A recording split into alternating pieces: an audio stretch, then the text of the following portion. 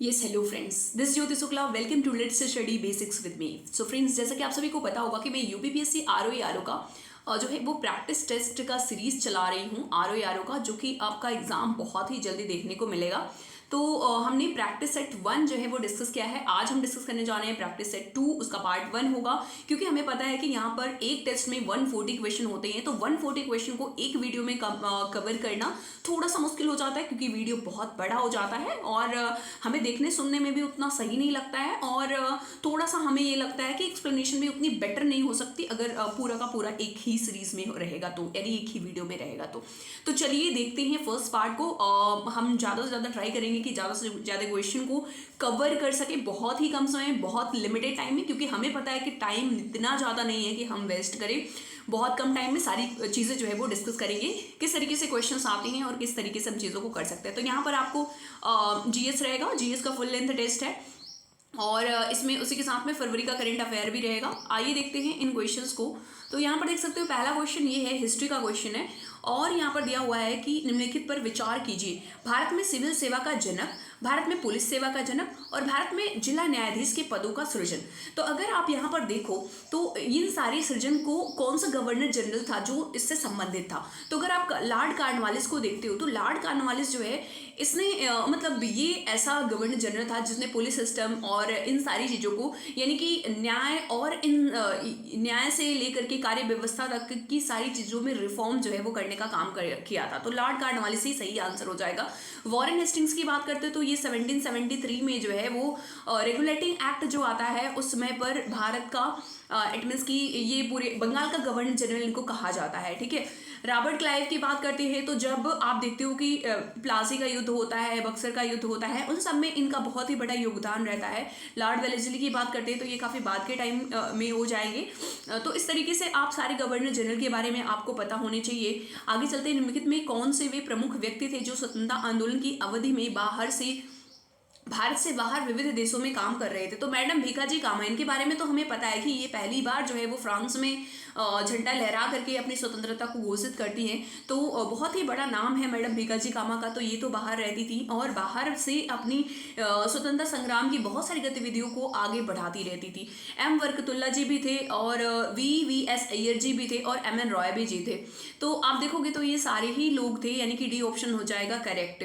भगत सिंह, सुखदेव एवं राजगुरु को किस षड्यंत्र के मामले की परिणत के रूप में फांसी की सजा दी गई। तो आप सभी को पता होगा कि भगत सिंह, सुखदेव और राजगुरु जो थे वो लाहौर षड्यंत्र केस जो होता है, आप सभी को पता होगा कि ठीक है, जो आपका आता है साइमन कमीशन, उसके विरोध में दादा भाई नौरोजी जी जो है बहुत ही ज़्यादा प्रोटेस्ट कर रहे होते हैं। लाला लाजपत राय जी, सॉरी हमने दादा भाई नौरोजी जी का नाम ना, लाला लाजपत राय जी, और उनको लाठियों से मार करके उनकी मतलब इस तरीके से उनको मारा जाता है कि अंततः उनकी मृत्यु हो जाती है। इससे वो भगत सिंह जी, चंद्रशेखर आज़ाद जी, ये लोग ठान लेते हैं कि उसको मारना है, ठीक है, जिसने भी उनकी पिटाई करी है। तो फिर लाहौर, इट मीन्स कि वो लाहौर में ही जो है वो गोली मार करके उसकी हत्या कर देते हैं सैंडर्स की, और उसी के केस में इनको जो है वो फांसी की सजा जो है दी जाती है। काकोरी षड्यंत्र की बात करते हैं तो ये आपका जो है काकोरी नामक प्लेस पर ये जो है ट्रेन डकैती जो है वो करी गई थी। हावड़ा षड्यंत्र केस जो है वो आपको कोलकाता के रीजन में आपको देखने को मिल जाता है। दिल्ली षड्यंत्र केस जो है वो इससे अलग हो जाता है। तो ये सारे ही केसेस, इससे हमें समझ में क्या आता है कि सारे केसेस के बारे में हमें अच्छे से पता होना चाहिए। आगे चलते हैं हम।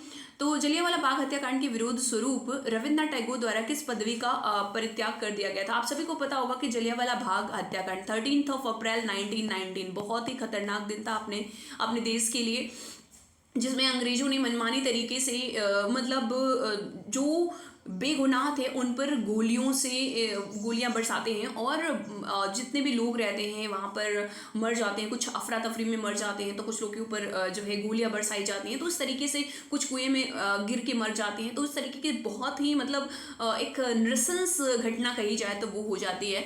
तो इसके उपलक्ष्य ये जो होता है, इससे आहत होकर के, इससे दुखी होकर के जो रविन्द्रनाथ टैगोर जी जो है वो नाइटहुड की उपाधि अपनी जो है वो वापस कर देते हैं। ऐसे कई लोग रहते कहते हैं। महात्मा गांधी जी भी अपनी उपाधियां जो है वो वापस कर देते हैं।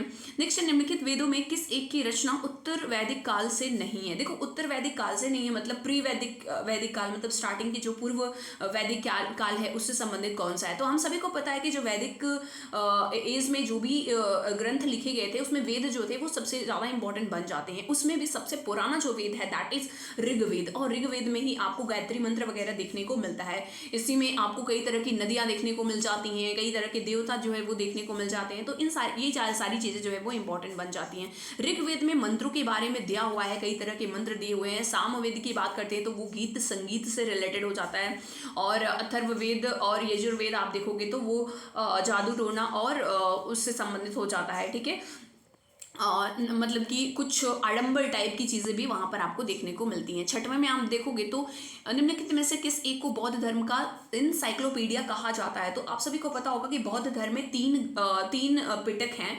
ठीक है, विनय पिटक, सुत्त पिटक और अभिधम्म पिटक। इन्हीं तीनों को मिला करके कहा जाता है त्रिपिटक। इनको क्या कहा जाता है? त्रिपिटक। और त्रिपिटक में भी जो सुत्त पिटक है इसी को बौद्ध धर्म का इनसाइक्लोपीडिया कहा जाता है। ठीक है, तो ये आपको नाम पता होना चाहिए। नेक्स्ट है, अर्थशास्त्र में वर्णित कुछ प्रमुख तीर्थ तथा उनके प्रमुख युग्मों को कौन सा सही सुमेलित है? तो अकाराध्यक्ष खानों का अध्यक्ष बिल्कुल सही है। सूनाध्यक्ष बूचड़ खानों का अध्यक्ष ये भी सही है। मतलब मौर्य काल में ये सारी चीजें हमें देखने को मिलती थी।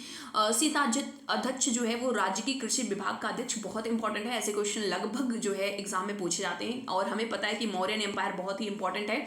और हाँ, एक चीज़ और, अगर आपने हिस्ट्री का हमारा जो सीरीज है पूर्वावलोकन वाला अगर आपने पढ़ा है तो ये सारी चीज़ें उसमें कवर हैं। तो अगर आपने नहीं देखा है वो वीडियो तो आप जाकर के पूर्वावलोकन का हिस्ट्री वाला सीरीज आप देख सकते हो। उसमें हमने मौर्यन एम्पायर को बहुत ही अच्छे से कवर किया हुआ है।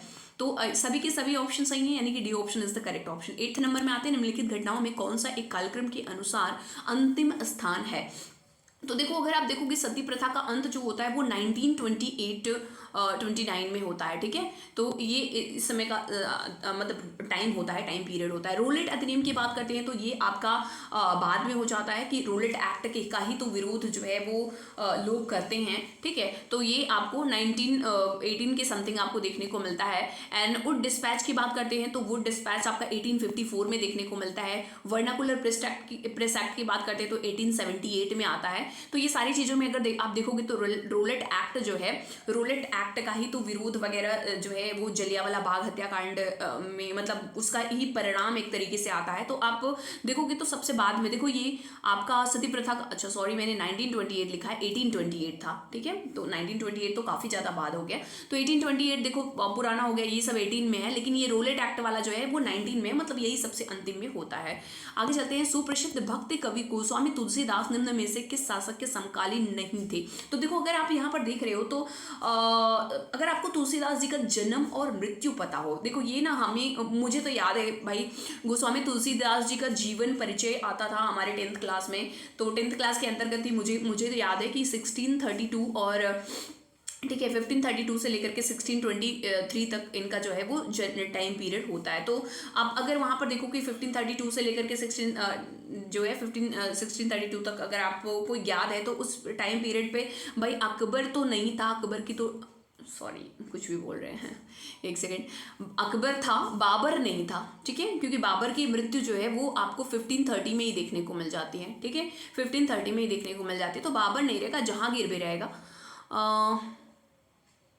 अच्छा, तो पूछा क्या था, किसके समकालीन नहीं थे? हाँ, तो बाबर के समकालीन नहीं थे, तो B option is the correct option. देखो कभी कभी ओवर एक्साइटमेंट में ना ऐसे क्वेश्चन गलत हो जाते हैं, तो थोड़ा सा बहुत ध्यान से हमें देखना होता है। आगे चलते हैं 10th नंबर क्वेश्चन में, वाराणसी में हिंदू कानून एवं दर्शन हेतु सन 1791 में एक संस्कृत कॉलेज की स्थापना किसके द्वारा की गई थी? तो आप यहाँ पर देख सकते हो कि संस्कृत कॉलेज की स्थापना 1791 में जोनाथन डंकन जी के द्वारा की गई थी। तो ये आपको पता होना चाहिए। नेक्स्ट आ जाते हैं हम, कन्नौज राजधानी थी। कन्नौज किसकी राजधानी थी? तो कन्नौज जो राजधानी थी, देखो कन्नौज एक टाइम पर बहुत ही ज़्यादा इंपॉर्टेंट था। और कन्नौज है कहाँ पर? अगर प्रेजेंट टाइम में पूछा जाए कन्नौज कहाँ पे है तो वो उत्तर प्रदेश में है। कन्नौज जो है भाई इत्र नगरी के रूप में जाना जाता है। इत्र नगरी जो आपका परफ्यूम होता है ना, वो यहाँ पर बहुत ही ज़्यादा कई तरह के परफ्यूम जो है वो बनते हैं।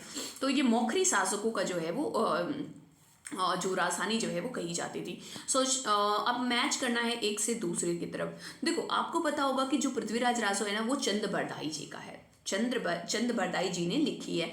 एंड कर्पूर मंजरी राजशेखर। तो देख लो, मिला लो डी का तीसरा, अगर आपको डी का तीसरा पता है तो ही आप सही कर लोगे। कर्पूर मंजरी आपने देखा बी का पहला, और एक आपका दूसरा हो जाएगा, यानी कुमार पाल चरित जो है वो जयचंद सूरी ने लिखा है। ललित विग्रह राज जो है वो सोमदेव ने लिखा है। तो ये आप इस तरीके से मैच कर सकते हो। कैलाश मंदिर एलोरा के संदर्भ में निम्नलिखित कथनों में कौन सा सही है? ये द्रविड़ शैली में निर्मित है, बिल्कुल सही है। इस मंदिर का निर्माण राष्ट्रकूट शासक कृष्ण प्रथम ने करवाया था, बिल्कुल सही है, यानी कि दोनों ऑप्शन सही हो जाएंगे। 13वें का सी ऑप्शन। निम्नलिखित युग्म में कौन सा एक सही सुमेलित नहीं है? शंकरदेव आसाम के थे, बिल्कुल सही है। मल्लुक दास राजस्थान, ना ना ना ना ना ना भाई, यूपी के थे। आपने एक कामचोरी वाली कविता इनकी सुनी होगी, अजगर करे न चाकरी, पंछी करे न काम, दास मलूका कह गए सबके दाता राम। मतलब भाई कुछ करो ना करो, आपको भगवान राम जो है वो सब कुछ खाने पीने के लिए बैठाए ही देने वाले हैं। तो ये जो थे ना, ये यूपी के भी प्रयागराज के बगल में ही है आपका कड़ा मानीपुर। जो यूपी के होंगे उनको पता होगा, खड़े मानीपुर मंदिर जो है वो बहुत ही फेमस है। तो वहाँ के थे मलूक दास जी। तो यही गलत है, तो जो गलत है वही सही है, मतलब B option is the correct option. Narsinh Mehta Gujarat, बिल्कुल सही है। नामदेव महाराष्ट्र, बहुत अच्छा। नामदेव के बारे में भी भाई याद रखना, क्योंकि नामदेव जी इस साल बहुत ही ज़्यादा न्यूज़ में रहे हैं। इवन नरेंद्र मोदी जी जो है वो इनकी स्टैचू वगैरह, इनके बर्थ एनिवर्सरी पर वहाँ पर गए थे महाराष्ट्र में, और ये सारी चीज़ें जो है वो देखने को आपको मिली थी। निम्नलिखित सल्तनत कालीन शासकों में से किस एक के राज्यारोहण के साथ ही सल्तनत काल के साम्राज्यवादी युग का आरंभ माना जाता है? तो देखो, अलाउद्दीन खिलजी जो था ना, ये बड़ा ही महत्वाकांक्षी शासक था। इसने बहुत ज़्यादा अपना साम्राज्य विस्तार करने की कोशिश की, और मतलब हर एक तरह की चीज़ें अपनाई इसने। साम दाम दंड भेद, जो आप समझ रहे हो ना, अलाउद्दीन खिलजी को ही तो जानते हो ना, अपने अंकल को ही मार करके गद्दी पर बैठ गया। आपने इवन मूवी भी देखी होगी पद्मावत वाली, तो वहाँ पर भी आप उसके कैरेक्टर के बारे में समझ चुके होंगे। तो यही जो था वही साम्राज्यवादी युग का प्रारंभ करता है। मुगल काल में मदद ए मास संबंध निम्नलिखित में से कौन सा सत्य है? इसका तात्पर्य विद्वानों को प्रदान की जाने वाली राजस्व मुक्त अनुदत्त भूमि से था। यह भूमि हस्तांतरित नहीं होती थी, ग्राही के पास यह भूमि आनुवंशिक रूप से रहती थी। उपरोक्त सभी कथन सत्य हैं। तो हाँ, बिल्कुल सही है, ये सारे के सारे ऑप्शन जो है वो सही है। 16वें के बाद 17वें में आते हैं। निम्नलिखित में से किसकी स्थापना का मुख्य उद्देश्य ब्रिटिश अधिकारियों को भारतीय भाषाओं में शिक्षा प्रदान करना था? फोर्ट विलियम कॉलेज कलकत्ता, बिल्कुल सही है। मोहम्मद एंग्लो ओरिएंटल कॉलेज, नहीं, ये नहीं था। मेयो कॉलेज भी नहीं था। मतलब ए ऑप्शन जो है वो फोर्ट विलियम कॉलेज की ही जो उद्देश्य था ना, वो ये था कि जो विदेशी हैं उनको मतलब भारतीय भाषाएं सिखाई जाएं। आगे चलते हैं। निम्नलिखित में कौन सा युग्म सही सुमेलित है? भारत मित्र की भाषा हिंदी थी, बिल्कुल सही है। प्रजा मित्र गुजराती थी, बिल्कुल सही है। राष्ट्रमत जो था वो मराठी था, बिल्कुल सही है। लेकिन नायक जो था वो अंग्रेजी नहीं, बल्कि ये मराठी लैंग्वेज था। तो ये आपको पता होगा कि ये जो है मूक नायक से संबंधित हो जाता है। जो भीमराव अम्बेडकर जी की मूक नायक वाली कविता थी, मतलब कि समाचार पत्रिका थी, उससे संबंधित हो जाता है। ठीक है। आपने कोल्हापुर के साहू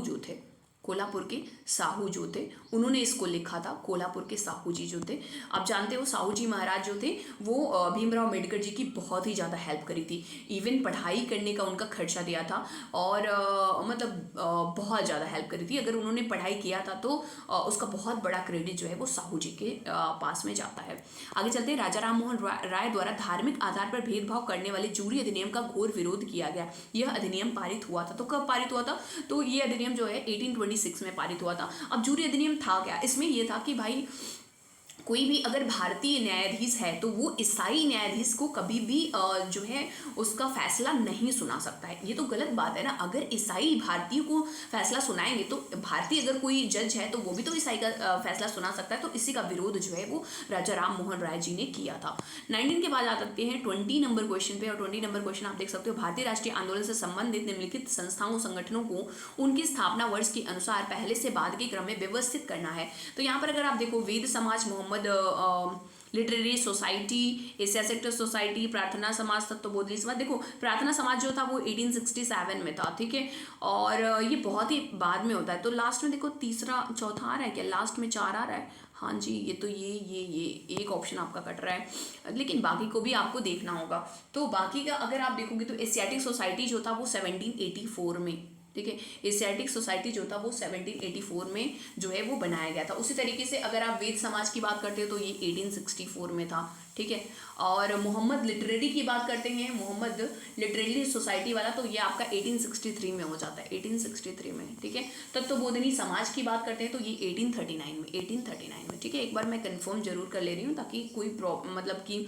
ये थोड़े से ऐसे डेट होते हैं कि थोड़ा सा प्रॉब्लम कर सकते हैं, लेकिन फिर भी अगर आपको एक दो भी पता है तो आप अरेंज कर लोगे, ठीक है। बहुत ज़्यादा है, देखो एक ही पता था, हमने एक को एलिमिनेट कर लिया सीधे सीधे। तो अगर आप यहाँ पर देखो तो सबसे पहले कौन सा आ जा रहा है, ठीक है, 1863 आप देख रहे हो, 1839 यानी कि तत्वबोधिनी समाज जो है वो सबसे पहले आ जाएगा। तो 5 देखो पहले आ रहा है, ये देखो 5 पहले आ गया, तो एक ही देखो पता था, बी ऑप्शन जो है वो हमारा करेक्ट ऑप्शन हो जाता है, ठीक है। तो आपने क्या देखा, जो हमारा क्वेश्चन नंबर था, एक सेकेंड, हम मैच 20 नंबर क्वेश्चन का ए है, बिल्कुल सही है, ठीक है। तो देखो दो ही ऑप्शन अगर बस पता होते तो हम कर सकते थे। निम्नलिखित में से कौन सा एक सही सुमेलित नहीं है, तो अल मसूदी जो था वो महिपाल प्रथम के शासन में आया था, महिपाल मतलब पाल वंश में आया था, बिल्कुल सही है। राल्फ फिच जो है वो अकबर के टाइम पे आया था, बिल्कुल सही है। डोमिंगो पायस अच्युत देव राय के यहाँ पर आया था, नहीं, डोमिंगो पायस जो है वो अच्युत देव राय के यहाँ पर नहीं आया था, बल्कि फ्रांसिस्को पेल्सार्ट अगर आप देखो तो 21 का आपको सी देखने को मिलेगा। डोमिंगो पायस जो था वो आपको कृष्णदेव राय के शासनकाल में आया था, कृष्णदेव राय के शासन में, विजयनगर साम्राज्य में आया था, ठीक है। अगर साम्राज्य की बात पूछे जाएगा तो विजयनगर फ्रांसिस्को पेल्सार्ट जो है वो जहांगीर आया था, तो यही वाला आपका गलत था, तो मतलब यही आपका सही हो जाएगा, C option is the correct option.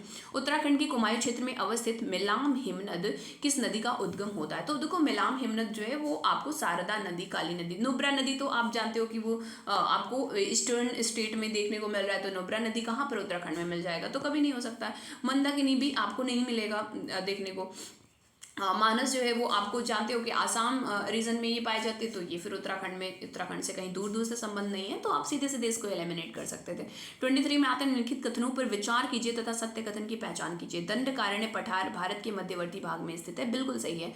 Meghalaya का पठार प्रायद्वीपीय पठार का विस्तार है, बिल्कुल सही है। मालवा का पठार नर्मदा नदी के ऊपर स्थित है, बिल्कुल सही है, यानी कि सारे के सारे ऑप्शन जो है वो सही है। 23 के बाद आते हैं 24 में, भारत के पश्चिमी तट पर निम्नलिखित नगरों में कौन सा एक सबसे दक्षिण में स्थित है, तो जंजीरा और आप सिंधु दुर्ग देखोगे तो ये दोनों ही महाराष्ट्र में है, कहाँ पर है, महाराष्ट्र में, तो ये सबसे दक्षिण में तो हो ही नहीं सकते। कन्नूर जो है वो आपको केरला में देखने को मिलता है, कहाँ पर देखने को मिलता है, केरला में। और नागरकुल जो है वो आपको तमिलनाडु, तमिलनाडु में देखने को मिलता है, तो सबसे ज्यादा साउथ में यही आपका है। आगे चलते हैं 24 के बाद 25 नंबर में। 25 नंबर आप देख सकते हो कि पूना की संधि निम्नलिखित में से किसका परिणाम थी, तो पूना की संधि जो थी वो तृतीय आंग्ल मराठा युद्ध हुआ था, तो तृतीय आंग्ल मराठा युद्ध जो है वो आपको 1817 में देखने को मिलता है, और 1817 में ही आपको ये संधि भी देखने को मिलता है। बाजीराव पेशवा जो दूती थे वो इसमें हारते हैं और वो ही जो है वो संधि करते हैं। धूमकेतु मात्र सूर्य की तरफ बढ़ते समय ही दिखाई देते हैं, बिल्कुल सही है। सूर्य की किरणें इनकी गैसों को चमकीला बनाती हैं, बिल्कुल सही है, यानी दोनों ही सही है, दोनों कथन की व्याख्या भी है, यानी A option is the correct option. Next आते हैं 27 में, खस जनजातियां दी हुई हैं, खस अरुणाचल प्रदेश पूछ रहा है कौन सा सही सुमेलित है, तमरिया झारखंड, लिम्बुस तमिलनाडु, अंगामी असम, देखो सारे के सारे गलत दिया हुआ है।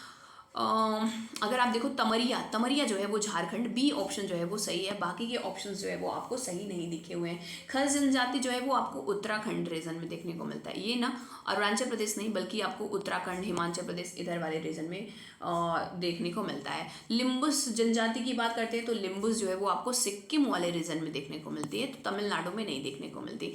अंगामी की बात करते हैं तो ये अंगामी तो बहुत ही प्रसिद्ध है, बहुत बार एग्जाम में पूछा भी गया है ना, अंगामी जो है वो नागालैंड वाले रीजन में देखने को मिलती है, तो एक ऑप्शन जो है वो सही था, तो आप इस तरीके से मिला लोगे। निम्नलिखित में से किस समूह की फसलें रबी समूह की हैं, देखो रबी फसल आपको पता होगा कि ये ठंडी में बोई जाती है और उधर आपको मतलब कि मार्च अप्रैल में इसको काट भी लिया जाता है, तो जो देखो जौ है, चना है, मटर है, सरसों है, हाँ ये जो है वो रबी की फसल है, इनको ठंडियों में बोया जाता है और गर्मियों में जो है वो गर्मियों इन द सेंस मार्च अप्रैल तक इसको काट लिया जाता है। चावल तो देखो बारिश में बोया जाता है, तो ये तो कट गया। बाजरा भी आपको गर्मियों के सीजन में मतलब कि बारिश के सीजन में देखने को मिलता है, तो ये भी नहीं होगा।